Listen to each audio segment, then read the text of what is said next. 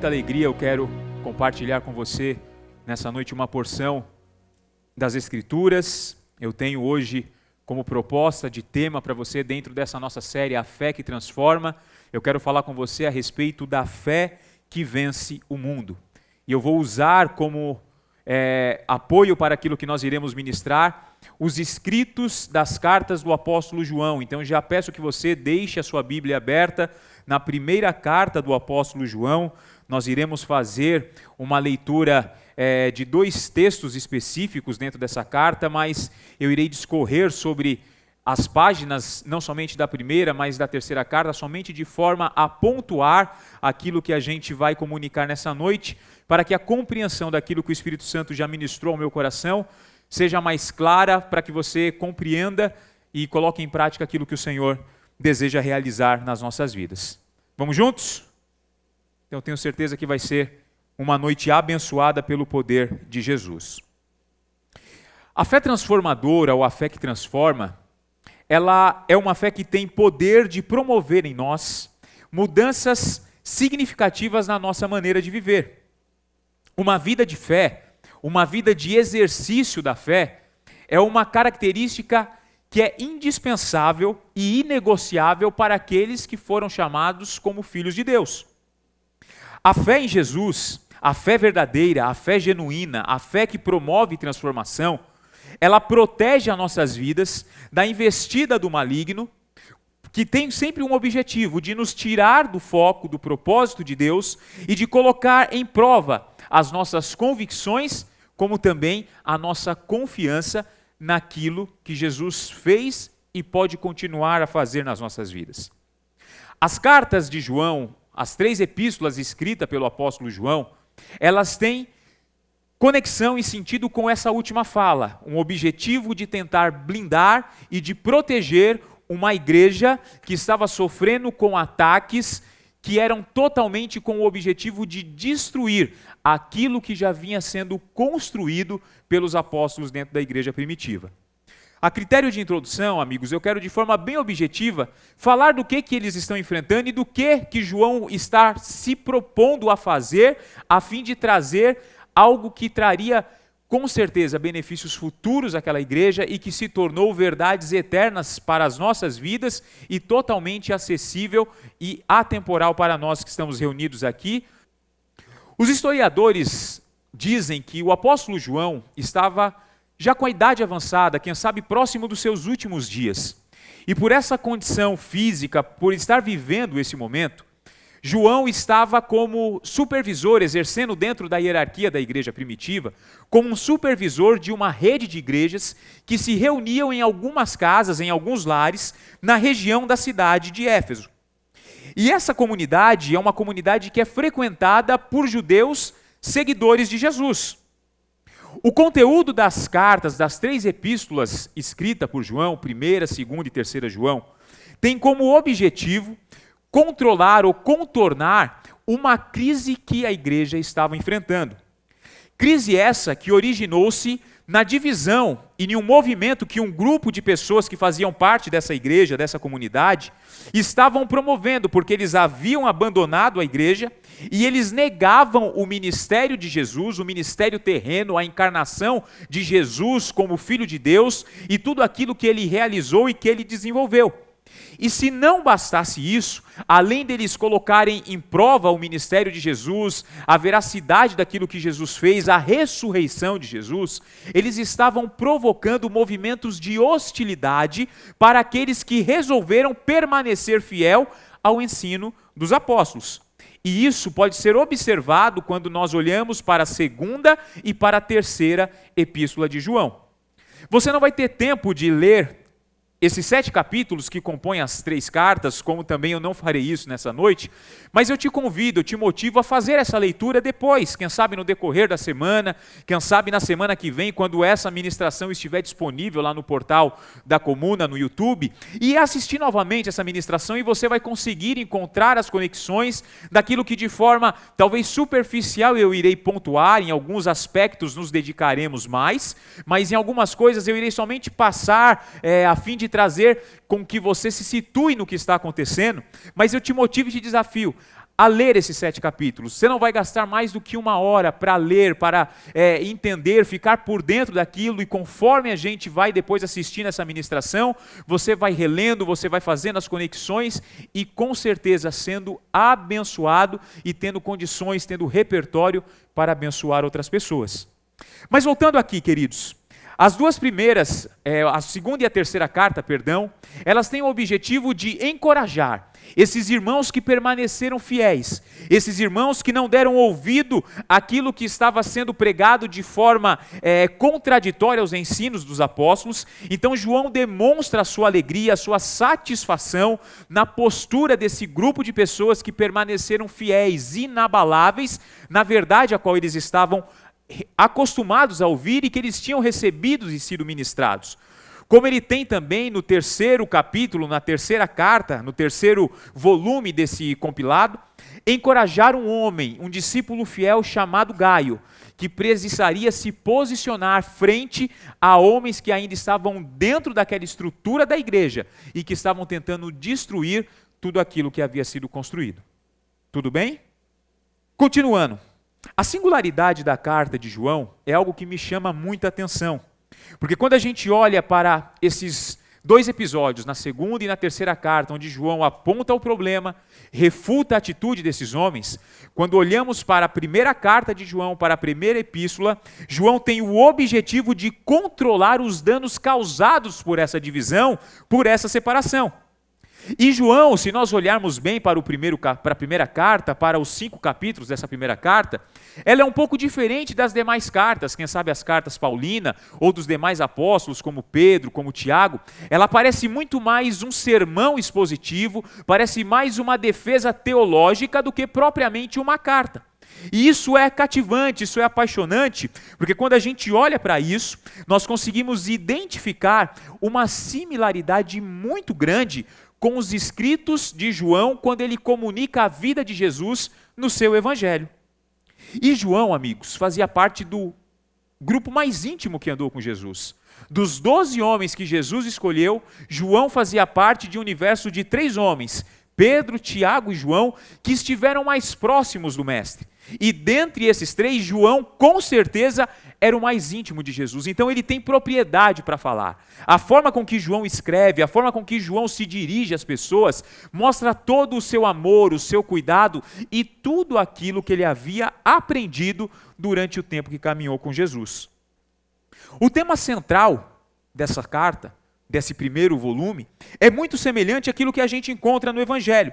As ideias, as argumentações estão organizadas de forma semelhante, pois o objetivo de João não é trazer algo novo, não é reinventar a roda, não é pregar um novo evangelho, é reforçar a esses irmãos que estão sendo atacados por pessoas que ele denomina como enganadores, como anti-messias, como anticristo, defender aquilo que já havia sido pregado, aquilo que ele havia presenciado como testemunha ocular, aquilo na qual os apóstolos construíram um caminho pavimentado e seguro para a igreja que estava ali nos arredores de Éfeso.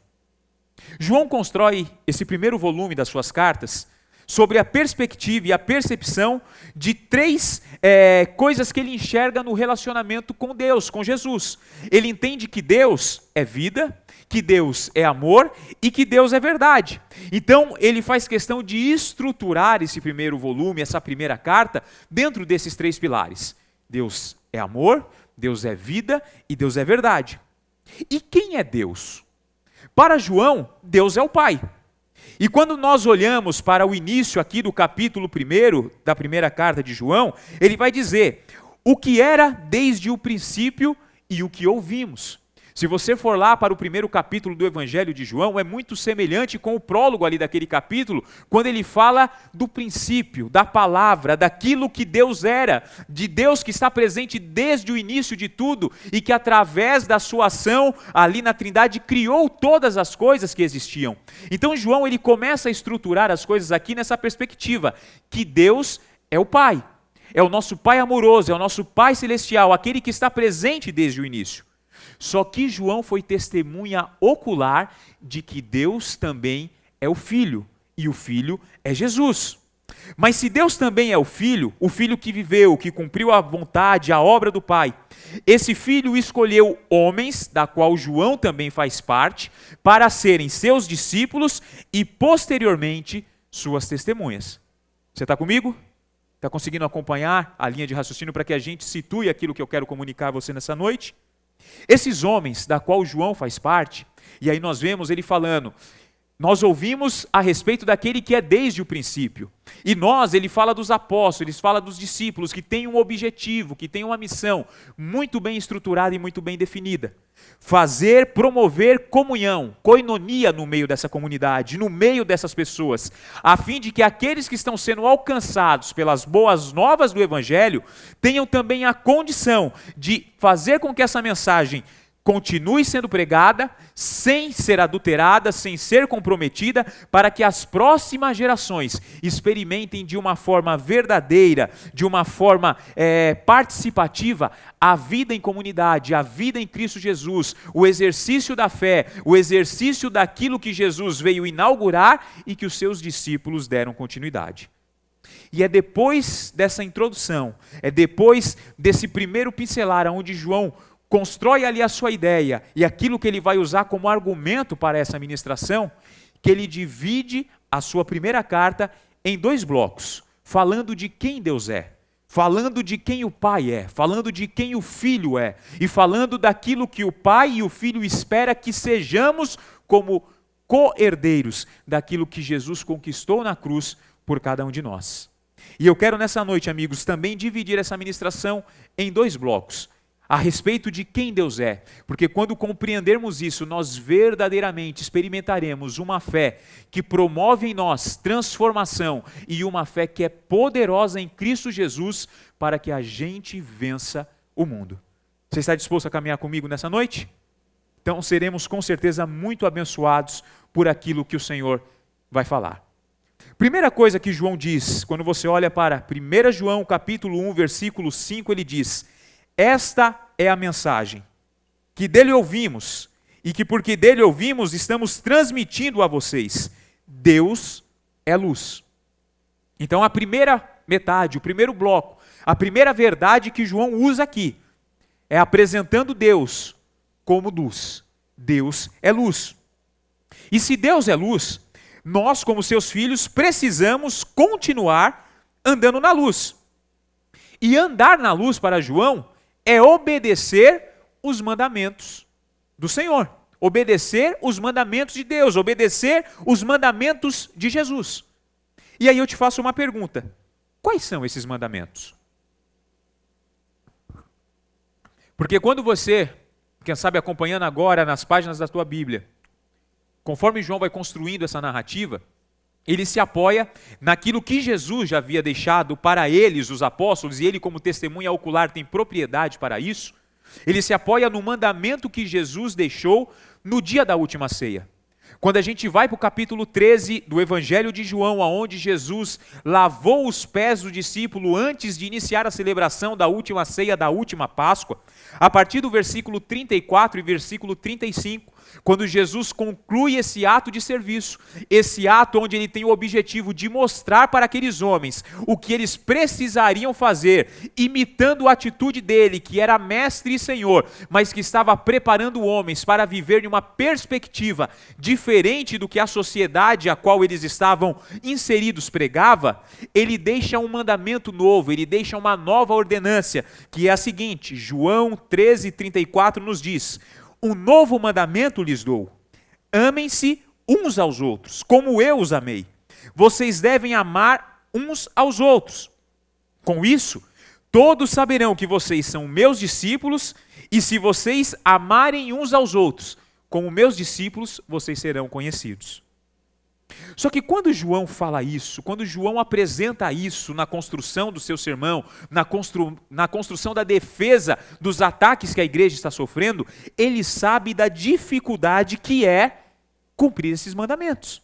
Ele sabe da dificuldade que é exercitar essa fé em Jesus ao ponto de amar as pessoas que estão promovendo e que estão disseminando atos de hostilidades contra aqueles que permaneceram fiel. Só que é interessante que quando ele olha para isso, e olha para essa dificuldade, enxerga essa dificuldade, ele tem a preocupação, o cuidado, o zelo de nos lembrar que ao olharmos para Deus como luz, nós precisamos olhar e enxergar também Jesus, o Filho de Deus, que na cruz cumpriu uma obra poderosa, a fim de que aquilo que se torna aparentemente impossível para nós, como seres humanos limitados e pecadores que somos, fazer com que isso seja possível através do sacrifício de Jesus na cruz. Quando a gente olha para a cruz, amigos, nós podemos enxergar que lá os nossos pecados são perdoados. A cruz é onde somos redimidos e desafiados novamente a andar em direção à luz. A cruz é o lugar que nos motiva e nos confronta a não ficarmos parados, não ficarmos usando argumentos a fim de justificar os nossos vacilos, a fim de justificar os nossos problemas, a fim de justificar as nossas limitações, mas quando olhamos para a cruz, e João deixa isso claro no capítulo 2, dizendo: filhinhos, eu estou escrevendo essas coisas para que vocês não pequem. Mas se vocês pecarem, se vocês tiverem dificuldades de cumprir os mandamentos que Jesus nos ordenou, esse mesmo Jesus é propiciação diante de Deus para perdoar os nossos pecados. Você crê nisso? João está construindo isso, queridos, com o objetivo de incentivar essa igreja a permanecer fiel, a amar uns aos outros de uma forma intensa, pois ele entende que esse amor, essa fidelidade, essa união vai criar uma barreira impenetrável contra o ataque que eles estão sofrendo. Se Deus é luz, e essa luz brilha por intermédio de Jesus, isso significa que a escuridão do mundo está passando. E quando João começa a pontuar isso, ele faz questão de enfatizar que os filhos de Deus venceram o pecado, venceram o mal e também venceram a morte que domina o mundo, e que por isso nós temos condições de fazer um movimento desafiador, que é proposto por João, que eu julgo ser um movimento audacioso, mas poderoso e que nos leva a experimentar algo sobrenatural e que nos leva a uma condição de vitoriosos em meio aos desafios do mundo. Eu quero que você abra comigo a sua Bíblia. Primeira Epístola de João, capítulo 2, versículo 15. E eu quero ler esses 3 versículos, versículo 15, 16 e 17. Para juntos observarmos esse movimento que João está desafiando aqueles amigos, aqueles irmãos preciosos a fazerem. E que também é um movimento que a igreja de hoje, a igreja dos nossos dias, precisa realizar para que verdadeiramente a gente experimente aquilo de melhor que o Senhor tem reservado para nós. 1 João capítulo 2, versículo 15, o texto nos diz assim: não amem o mundo, nem o que nele há. Se alguém ama o mundo, o amor do Pai não está nele. Pois tudo o que há no mundo, a cobiça da carne, a cobiça dos olhos e a ostentação dos bens não provém do Pai, mas do mundo. O mundo e a sua cobiça passam, mas aquele que faz a vontade de Deus permanece para sempre. Dentro desse primeiro bloco, quando compreendemos que Deus é luz e olhamos para aquilo que João está pintando, que João está pincelando, João desafia aquela igreja, e esse desafio ele é para cada um de nós, a fazer um movimento de não amar o mundo, pois o mundo está passando e as suas concupiscências estão morrendo. E aí, amigos, quando eu olho para esses 3 versículos, eu encontro dentro deles 4 verdades, na qual eu tenho condições de me apoiar, a fim de justificar por que eu não devo amar o mundo. Por que eu não devo me apoiar naquilo que o mundo me oferece, que são tantas as coisas? Eu te desafio a pensar, se eram grandes as distrações, se eram grandes as propostas há cerca de 2000 anos atrás, imagina para os nossos dias. Imagina para a era da tecnologia, da globalização, para tudo aquilo que nós estamos vivendo. Só que quando eu olho para esse texto me apresenta 4 verdades, que eu quero que você guarde, anote no teu coração, anote no teu smartphone, anote em algum lugar, porque isso com certeza vai levar você a compreender que nós fomos chamados para andarmos na luz, como Ele está na luz, e para, através disso, do exercício da nossa fé, vencermos o mundo. Primeira verdade que eu encontro, João deixa claro: quem ama o mundo não ama o Pai. Isso aqui, amigos, é algo que deveria mexer com nós. É algo que deveria nos levar a um nível de reflexão muito profundo. Porque quem ama o mundo, não ama o Pai. E ninguém falou mais acerca desse tema do que Jesus. Em diversos momentos, Jesus mostra o perigo de tentarmos dividir as nossas atenções com tantas outras coisas que faziam parte do cotidiano daquelas pessoas. Jesus fala da preocupação que ele tem com aqueles que estão muito preocupados com as riquezas, com as posições, daqueles que estão preocupados com o que o mundo tem a oferecer. Jesus diz, olha, é impossível você servir a dois senhores, porque com certeza você vai agradar um e vai desagradar o outro. E João tem a preocupação de reforçar essa mensagem. João não está pregando algo novo. João está trazendo as claras para a igreja que estava sofrendo um ataque que colocava em xeque a veracidade do ministério de Jesus, do exercício de Jesus durante os seus 3 anos de ministério, da sua crucificação e principalmente da sua ressurreição. Ele está olhando para essa igreja que está sofrendo um ataque e tentando de forma muito audaciosa, cautelosa, defendê-los dessa astúcia cilada do diabo, a fim de protegê-los com uma argumentação muito clara: não amem o mundo, porque aquele que ama o mundo não consegue amar o Pai. E eu imagino que João, quem sabe, está usando e trazendo à sua memória algo que ele presenciou como uma testemunha ocular, como alguém que estava muito próximo de Jesus. Lá em Marcos 10, se você olhar para o encontro de Jesus com o jovem rico, Marcos 10, a partir do versículo 17 até o versículo 31, vai falar que um jovem rico se aproxima de Jesus em um determinado momento. E quando ele se aproxima de Jesus, ele vem com uma preocupação. O que ele precisava fazer para ter direito à vida eterna? O que ele precisava fazer para verdadeiramente entrar no reino de Deus? E Jesus, sabendo quais eram as intenções do coração daquele jovem, fala a respeito daquilo que João está dizendo aqui: cumpra os mandamentos. Ele fala: você conhece os mandamentos? Você conhece o que diz a lei de Moisés? Cumpra os mandamentos. Ame o Senhor de todo o teu coração, ame o seu próximo como a ti mesmo, honra o teu pai, honra a tua mãe. E o texto vai dizer que aquele jovem olhou para Jesus e disse assim: Senhor, isso eu faço desde a minha juventude, desde a minha mocidade. O que me chama a atenção, amigos, é que quando nós olhamos para isso, nós conseguimos ver que esse jovem realmente cumpria os mandamentos. Ele era um exemplo de um bom religioso. Ele com certeza tinha respeito na sociedade onde ele estava inserido. Quando eu olho para a vida desse jovem rico, eu enxergo nele potencial para ser um bom discípulo. Mas o amor ao mundo e a tudo aquilo que o mundo e as riquezas que esse homem possui compromete um movimento em direção à luz, em direção àquilo que Jesus está propondo para ele. Você está comigo? Jesus olha para ele e fala assim: falta-te uma coisa. Vá, vende tudo o que você tem, distribua entre os pobres e depois você volta e me segue. Diz que naquela hora aquele homem se entristeceu porque ele possuía muitas riquezas. Quem ama o mundo não consegue amar o Pai na mesma proporção. Quem ama o mundo não consegue administrar esse amor dividido. E João está querendo deixar isso claro. João está mostrando que aqueles que precisam experimentar a vontade de Deus, aqueles que desejam andar na luz, aqueles que desejam verdadeiramente permanecer fiéis à doutrina que os apóstolos haviam pregado e que estava sendo atacada, eles não podem viver em um ambiente de amor dividido. Entenda uma coisa: não amar o Pai não significa que o Pai não ame a cada um que se encontra na condição de pecador. Porque se nós olharmos para o versículo 21 de Marcos 10, vai dizer que depois desse jovem olhar para Jesus e falar: Senhor, esses mandamentos eu cumpro desde a minha juventude. O texto diz que Jesus o amou. Jesus nos ama. Jesus nos amou de uma forma tão poderosa, porque Ele é a manifestação do amor do Pai.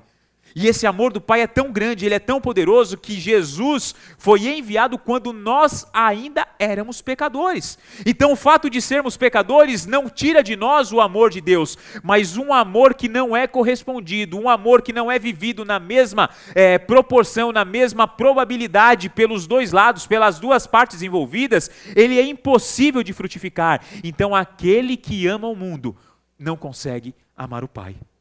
A segunda verdade que eu me apoio quando eu olho para esse texto é que a forma de viver do mundo, ela não condiz com o estilo de vida daqueles que andam na luz. Perceba o que o texto diz: pois tudo o que há no mundo, versículo 16 do capítulo 2, a cobiça da carne, a cobiça dos olhos e a ostentação dos bens, não provém do Pai, mas provém do mundo. O amor ao mundo e aos prazeres que eles proporcionam vão na contramão daquilo que Jesus ensinou, daquilo que Jesus colocou no coração daqueles homens e que eles de forma muito prazerosa compreenderam e estão disseminando essa mesma mensagem dentro da igreja primitiva.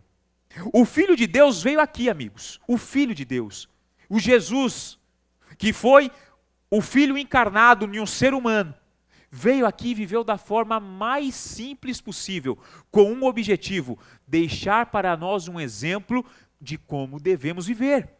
O estilo de vida daqueles que andam na luz, daqueles que são chamados para serem filhos de Deus, é totalmente diferente do estilo extravagante que o mundo está propondo nos dias de hoje para a nossa sociedade viver. Jesus não mandava que as pessoas fizessem algumas coisas. Ele mesmo fazia, e o seu exemplo, a forma com que ele exercia o seu ministério, motivava os outros a observá-los e a colocar em prática aquilo que ele estava realizando. Jesus se relacionava com as pessoas menos prováveis para um cristão ou para um religioso da época, digamos assim, se relacionar.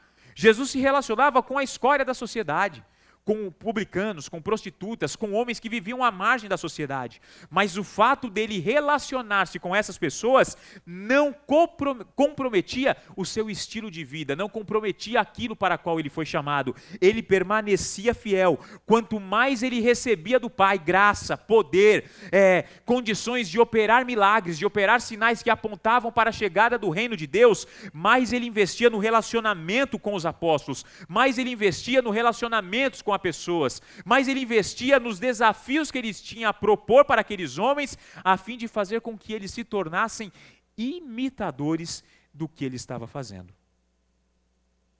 Esse texto de 1 João 2,15, quando eu olho para a paráfrase de Eugene Peterson, e eu quero compartilhar isso com você nessa noite, ele me chama muita atenção pela forma clara e fácil de ser compreendida que essa paráfrase ela nos apresenta. Preste atenção comigo, 1 João 2, 15, 16 e 17, na paráfrase de Eugene Peterson, diz assim: não amem os costumes do mundo, não amem os valores do mundo. O amor do mundo sufoca o amor do Pai, ou o amor ao Pai. Pratiquem praticamente tudo o que acontece no mundo, o desejo de seguir o próprio caminho, de querer tudo para si, de ser mais importante do que os outros, não tem nada a ver com o Pai. Tudo isso afasta-o do ser humano. A minha preocupação nessa noite, amigos, não é que você esboce em reação de glorificar, de bater palmas, mas é que você reflita naquilo que nós estamos comunicando nessa noite, que João comunicou há muito tempo atrás. Essa primeira metade fala que se nós entendermos que essa é a mensagem é que Deus é luz. E que se Deus é luz, nós somos chamados para andarmos nessa luz, para vivermos também as claras, para vivermos a luz. Nós precisamos ajustar o nosso estilo de vida, porque o estilo de vida daqueles que foram chamados para serem filhos de Deus é diferente do que o mundo está vivendo. A gente precisa entender que motivações equivocadas comprometem o exercício da nossa fé. Nós precisamos entender que preocupações excessivas com as coisas desse mundo atestam uma ausência de uma fé genuína, de uma fé que transforma, de uma fé que promove em nós condições de vencer o mundo, porque Jesus venceu o mundo. E se nós somos filhos dele, nós também temos condições de, com ele, vencermos esse mundo. A terceira verdade que eu quero me apoiar nessa noite, olhando para esse primeiro bloco, é que os prazeres do mundo são passageiros. E João faz questão de reforçar isso, dizendo: olha, aquilo que o mundo está propondo a vocês, aquilo que esses enganadores estão provendo como ensino para cada um de vocês, pode ter certeza que vai desaparecer, porque não tem fundamento, não é uma verdade. Aqueles que andam na luz, eles compreendem que tudo aquilo que o mundo tem para oferecer é passageiro, é transitório. Eu olho para esse texto e eu lembro de Jesus quando ele é tentado pelo diabo. Porque quando Eugene Peterson faz questão de exemplificar o que gera amor, o que gera paixão nas pessoas, como oferta do que o mundo apresenta, ele apresenta aqui para nós algumas coisas. O desejo de seguir o próprio caminho, de querer tudo para si, de parecer importante, não tem nada a ver com o Pai. Quando eu olho para o ministério de Jesus, depois de Jesus ter sido batizado, o texto diz que o Espírito o conduziu para o deserto, onde ele foi jejuar e orar por 40 dias. Depois de 40 dias no deserto, o diabo aparece com o objetivo de tentar Jesus e tirá-lo do propósito de Deus. Você lembra das propostas? Todas as propostas do diabo são propostas que resolveriam um problema momentâneo, algo que era tão somente naquele momento, aquela situação, era algo situacional. As respostas de Jesus e as escolhas de Jesus apontam para algo que é eterno. Jesus não está disposto a negociar algo que é momentâneo, algo que talvez traria satisfação para ele naquele momento, e comprometer um projeto que o Pai havia desenhado, que o Pai havia construído e que ele seria o executor e que perduraria para a eternidade. Eu quero que você guarde algo no teu coração. Tudo aquilo, amigo, que é feito às escuras, não sobrevive à ação do tempo. Tudo que o mundo oferece é passageiro, são ciclos que promovem uma falsa sensação de satisfação. Porque por mais poder que uma pessoa possa ter, por mais dinheiro que uma pessoa possa ter, por mais influência que uma pessoa possa ter, vai chegar um momento em que isso não vai servir de nada.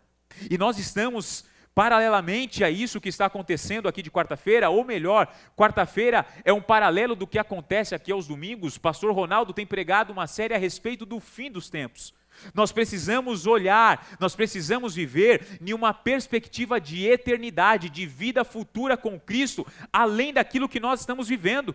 E isso, querido, tem tudo a ver com o quarto argumento, com a quarta verdade que eu me apoio olhando para esse texto de 1 João 2,15, que é: quem anda na luz constrói numa perspectiva de eternidade.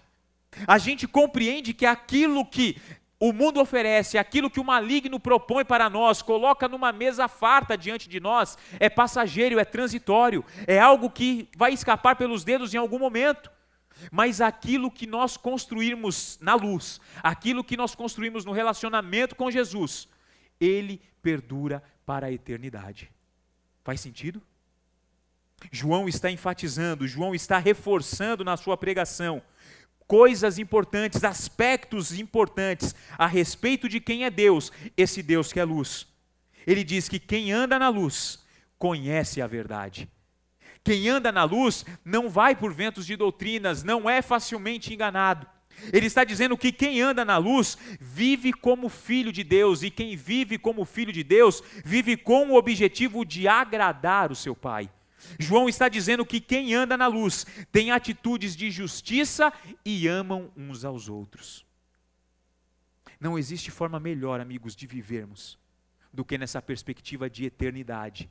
E a eternidade vai ser na luz, vai ser nas claras. Nada que é obscuro, nada que é duvidoso, nada que é questionável tem que fazer parte das nossas vidas. Precisamos, amigos, guardar o nosso coração de sermos seduzidos por aquilo que o mundo oferece, a fim de amarmos o mundo, a fim de dividirmos o nosso amor, a fim de dividirmos aquilo que nós precisamos exclusivamente entregar para o nosso Pai amoroso, para que a gente verdadeiramente tenha condições de viver, de exercitar uma fé que transforma e uma fé que com certeza tem poder a levar-nos a vencer o mundo, porque a palavra de Deus nos diz que se nós andarmos na luz, como Ele na luz está, nós temos comunhão uns com os outros, e o sangue de Jesus, o seu Filho, nos purifica de todo pecado. Você crê nisso?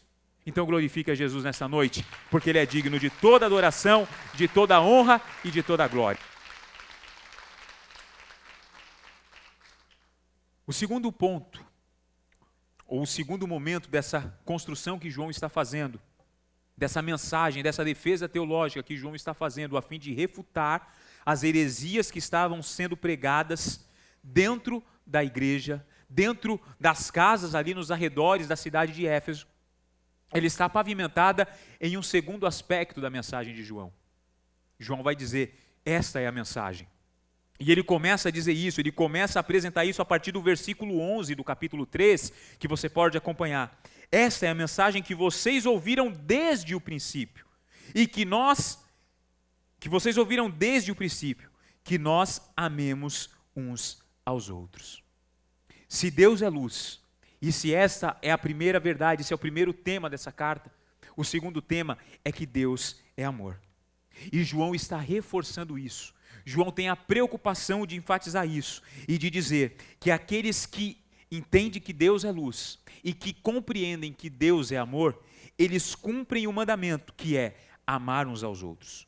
E eles vivem nessa perspectiva diferente da perspectiva de ódio e de hostilidade que estava sendo pregada paralelamente por aqueles que estavam tentando destruir a igreja, por aqueles que estavam tentando destruir o que já havia sido construído e que estava sendo defendido pelos apóstolos. Ele tem essa preocupação de defender e de proteger a igreja das dificuldades que eles estão vivendo. E se Deus é amor, e esse amor nos livra da condenação do pecado, da pressão que o mundo cobra e coloca sobre nós, de vivermos uma vida de alta performance, de viver uma vida de sucesso constante, de vivermos uma vida onde nada dá errado, de vivermos uma vida onde tudo aquilo que a gente coloca no Instagram, tudo aquilo que a gente coloca nas mídias sociais e tudo aquilo que a gente consome também dentro desse ambiente é verdade e é o nosso objetivo, é o nosso modelo, é o nosso alvo. João está dizendo que não, nós precisamos viver numa perspectiva de que Deus é amor, e se Deus é amor, a nossa perspectiva de sucesso, de prosperidade e de vida bem-sucedida é totalmente diferente daquilo que o mundo está pregando. Faz sentido? João alerta sobre esses enganadores. Ele diz na sequência que esses homens são falsos profetas, porque eles estão pregando um evangelho que não é o evangelho da cruz, que não é um evangelho que aponta para um Jesus que morreu, mas que quando ressuscita no terceiro dia, reconcilia toda a humanidade, fazendo com que nós, através do sacrifício dele, venhamos experimentar a oportunidade de sermos filhos de Deus. Ele desafia esses irmãos a colocar em xeque toda e qualquer mensagem que seja diferente do Cristo crucificado e ressurreto. Ele está dizendo, em outras palavras, o amor de Deus é um amor tão grande, é um amor tão poderoso, que ele enviou Jesus, o seu unigênito, para morrer pelos nossos pecados. E quando nós compreendemos o tamanho desse amor, nós vivemos a vida em uma perspectiva de vitória, que somente o amor de Deus pode promover. E quando nós conhecemos esse amor, nós somos afastados de uma vez por todas, amigos, do medo, da angústia, da insegurança que tem tomado conta da nossa geração. Será que eu estou falando algo diferente do que a gente tem visto e enfrentado nos dias de hoje? Porque vivemos em uma sociedade onde as pessoas vivem dominadas pelo medo. Foi isso que o pastor Fábio Catalani ministrou aqui há 2 semanas atrás. Pessoas que vivem ou em uma crise de ansiedade, porque não conseguem compreender o que vai acontecer no futuro, ou que vivem em crises depressivas porque ainda não estão resolvidas com o seu passado.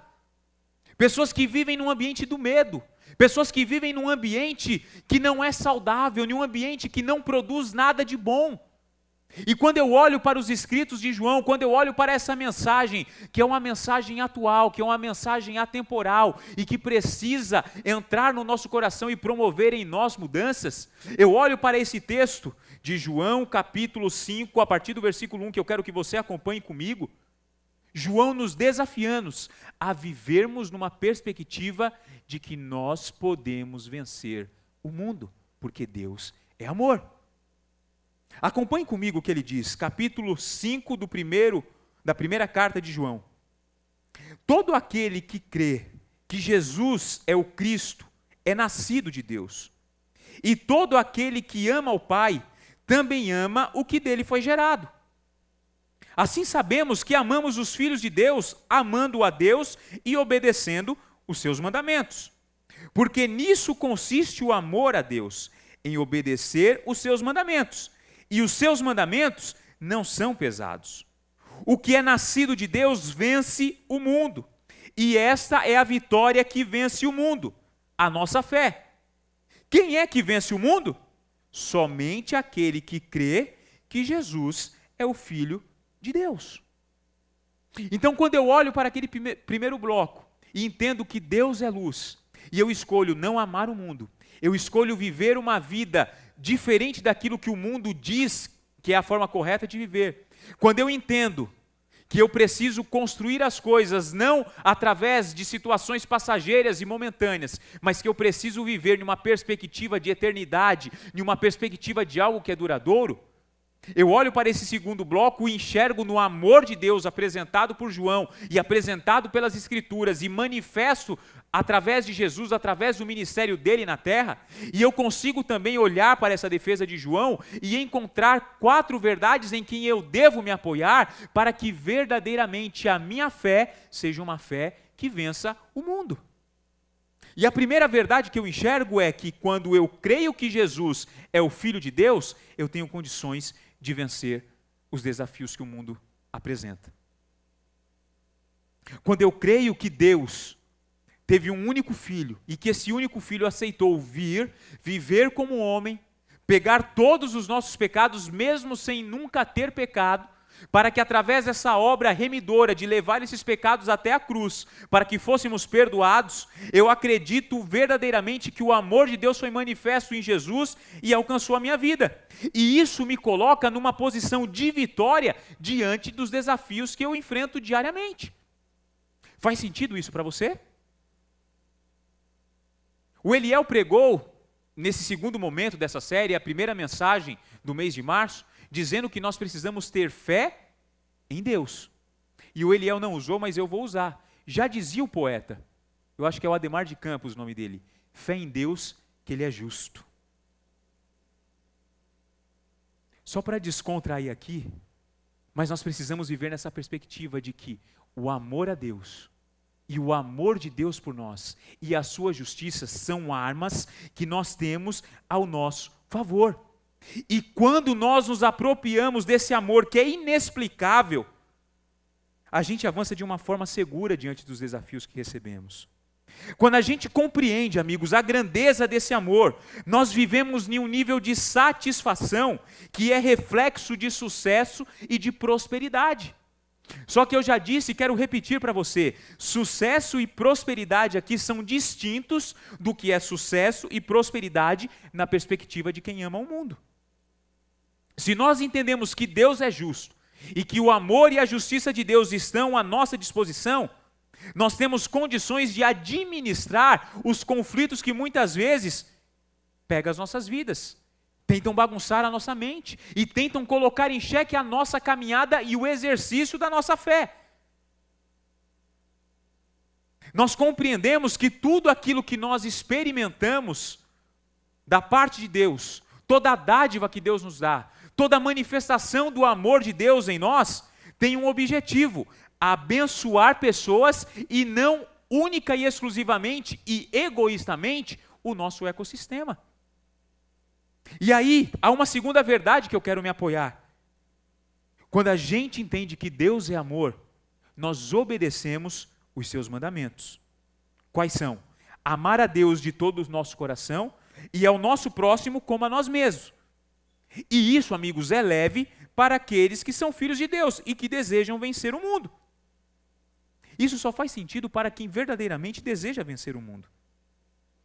Porque quando a gente entende, queridos, que obedecer os mandamentos de Deus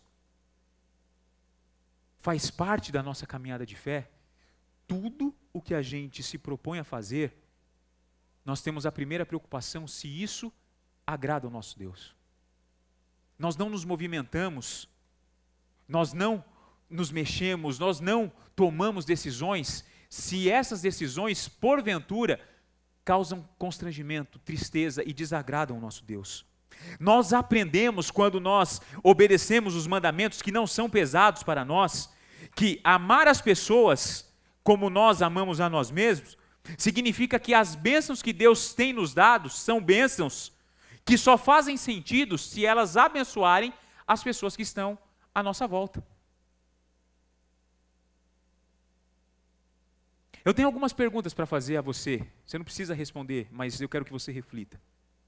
Como você tem usado a influência que você tanto pediu a Deus? Como você tem usado ou o que você tem feito com os recursos que o Senhor colocou à sua disposição? E aqui eu não estou falando somente de recursos financeiros, mas não estou excluindo recursos financeiros. Qual foi a última vez que o seu coração esteve sensível à voz de Deus, ao ponto de Deus falar para você abençoar uma pessoa, investir na vida de uma pessoa, e você fez isso? Seja investindo dinheiro, seja investindo tempo, seja investindo tempo de discipulado, seja investindo tempo de oração, seja olhando para a necessidade de uma pessoa, às vezes a dificuldade por estar no meio de um furacão, a nebulosidade de enxergar uma resolução, e você por estar fora da situação e conseguir ver em uma outra perspectiva, você consegue direcionar essa pessoa para algo que com certeza vai protegê-la, proteger a sua família e trazer, quem sabe, segurança para ela. O que você tem feito com aquilo que você tanto pediu e que Deus te deu? Esse final de semana, amigos, eu fui muito abençoado em 2 momentos de almoço. Um almoço no sábado e um almoço no domingo. Sábado eu fui almoçar, e acho que vocês devem se lembrar, sábado foi um dia muito atípico do que foi a última semana, né? Uma semana de muito calor e de repente no sábado o tempo muda, aquela chuva, aquela loucura, e nós estávamos em casa com a Rebequinha inquieta já. Eu falei para a Sami, vamos almoçar ali num restaurante no Tatuapé, que tem um brinquedão, e a gente chega ali no Tatuapé, almoça, a Rebeca brinca um pouco, se distrai, a gente tem um tempo de qualidade, a gente consegue também almoçar mais tranquilo, e nós fizemos isso. E quando eu chego ali no Tatuapé, debaixo daquela chuva que estava caindo por volta do 12h40, 1h da tarde, eu me deparo com um rapaz chamado Evandro. Você está aqui hoje, Evandro? Ele não está aqui. Mas eu me deparo, eu paro o carro no valet, tem 2 carros à minha frente, o Evandro chega com um guarda-chuva gigantesco, abre a porta dos carros dos clientes, tira o cliente, leva o cliente até dentro do restaurante, volta, pega aquele carro, coloca o carro na vaga que tem na frente do restaurante, o outro manobrista já está chegando, levando o carro para o estacionamento, e ele vai fazendo isso com todo mundo. E aí, na hora que ele chega, ele vem, abre a porta do meu carro, e eu falo assim, amigo, se você puder pegar minha esposa, porque eu estou com uma criança aqui, a Sami estava no banco de trás. Aí ele, claro, ele vai, pega a Sami, sai para pegar a Sami, nisso que ele sabe pegar a Sami, ele volta e fala assim, você é da comunidade, não é? Eu falei assim, sou, você é de lá também? Sou, eu frequento lá de quarta-feira, estou sempre vendo você lá.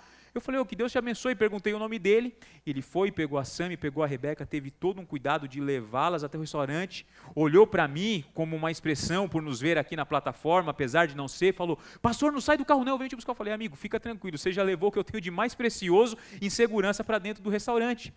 E eu fiquei mais ou menos 1h10 dentro daquele restaurante, e quando eu saí, o movimento ainda era intenso, e o Evandro estava fazendo aquilo com o mesmo brilho no olho, com o mesmo sorriso no rosto, com a roupa um pouco molhada, comprometida, porque a preocupação dele não é se proteger da chuva, mas é proteger as pessoas que estão ali. E quem sabe o Evandro, não sei se essa é a realidade dele, ganhando quem sabe um salário muito irrisório frente a outros que estavam trabalhando em segurança dentro do restaurante, mas ele entendeu que aquilo que ele estava fazendo era o melhor que ele poderia fazer, porque ele foi colocado por Deus naquele lugar para viver em uma perspectiva diferente. Quando a gente compreende que Deus é amor, nós amamos uns aos outros sem fazer distinção. O Evandro não me tratou de uma forma diferente porque eu frequento a comunidade que ele também frequenta, ele tratou todas as pessoas da mesma maneira, porque essas pessoas são importantes para Deus na mesma perspectiva, porque Ele não faz distinção de pessoas. Faz sentido, amigo, para você?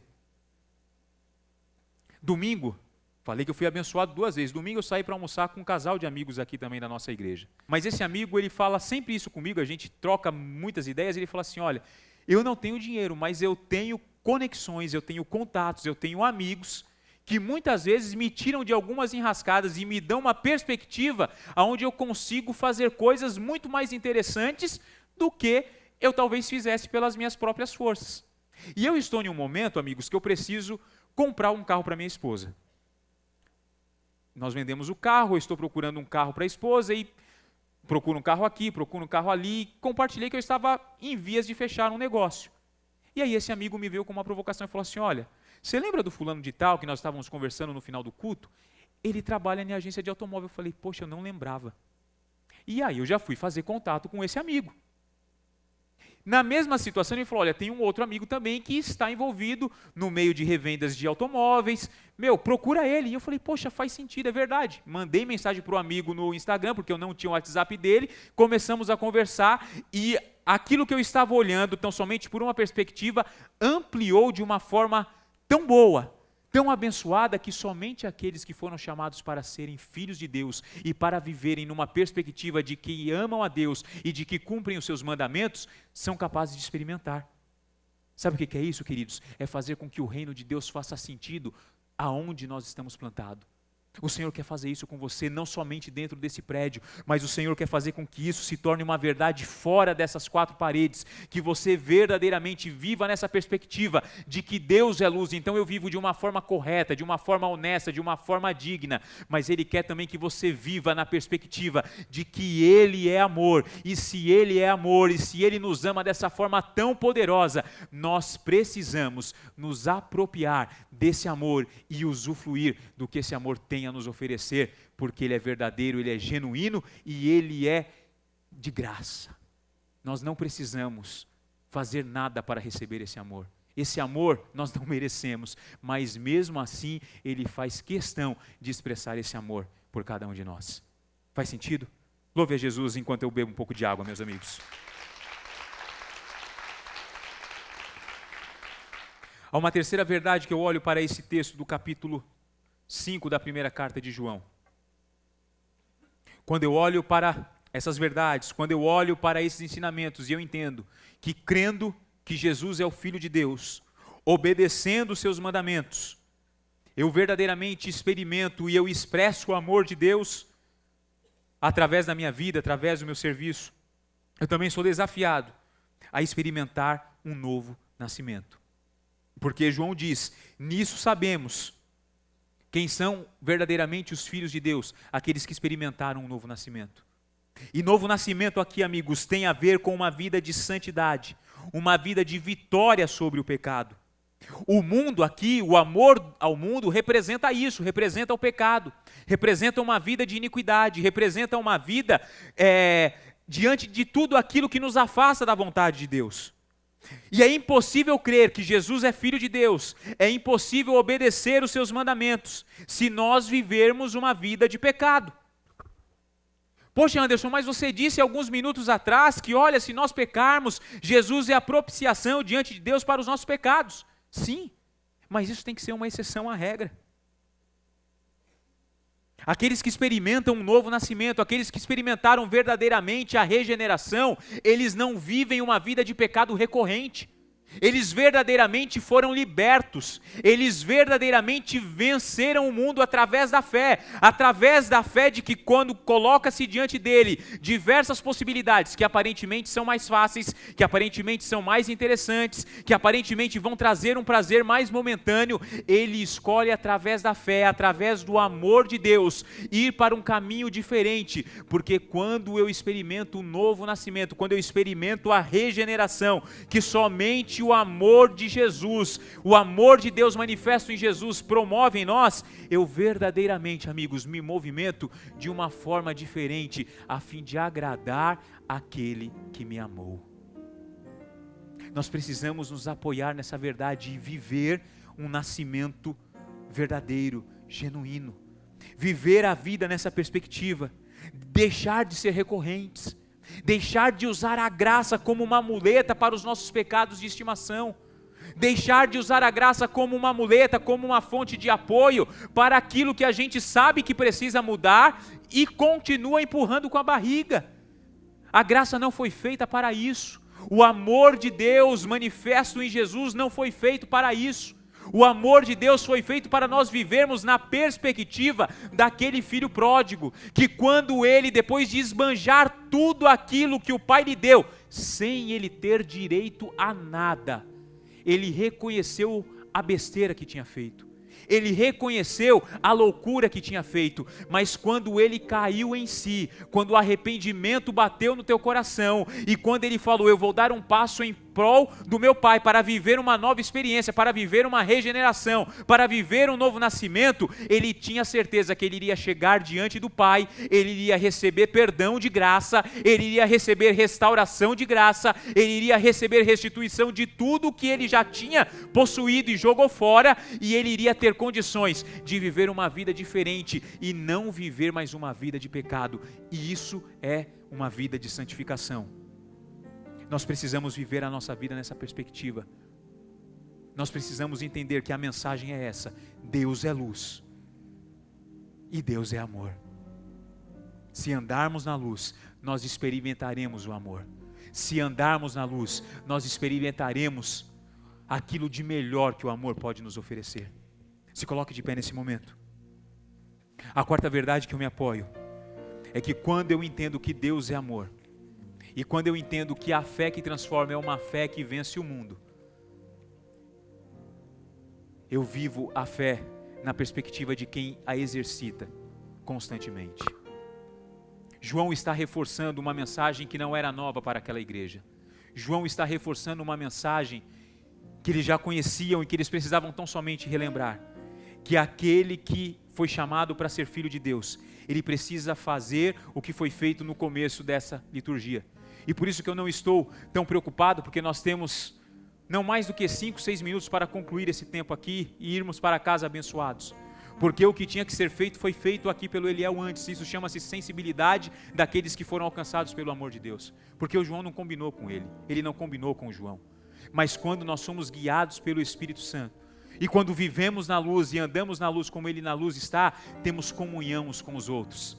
E essa comunhão promove o que foi promovido aqui na igreja, exercício da nossa fé.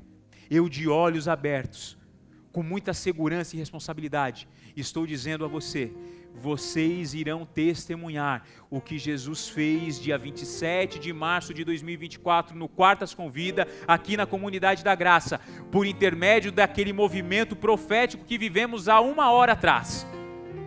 Vidas serão curadas, vidas serão restauradas, vidas verdadeiramente enxergarão a luz de Deus brilhando no horizonte obscuro que ela olha e não consegue ver nada nos dias de hoje.